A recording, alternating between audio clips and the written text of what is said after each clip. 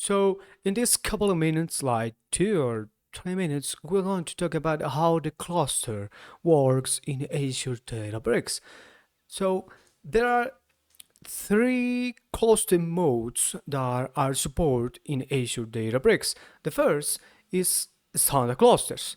This mode is recommended for single users and data applications that can be developed using Python, Scala, SQL, and Array.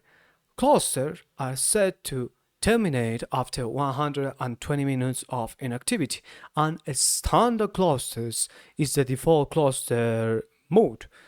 We can use this type of cluster to, for example, execute a notebook through a Databricks job or using EADF as a schedule activity. Second is high concurrency clusters. This mode is ideal when multiple users are trying to use the same cluster. It can be used to provide maximum resource utilization and has lower query latency requirements in multi-user scenarios. Data applications can be developed using Python, SQL, and Array. These clusters are configured not to terminate by default.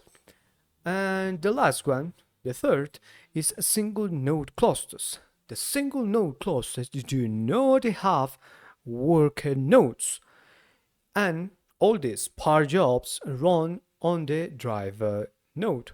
This cluster mode be used for building and testing small data pipelines and to do lightweight EDA, exploratory data analysis.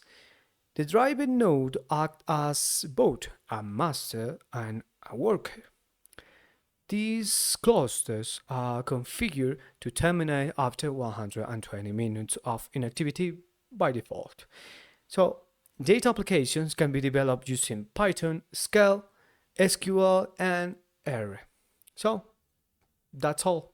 That's how the cluster works in Azure Databricks, like in 3 minutes. Bye.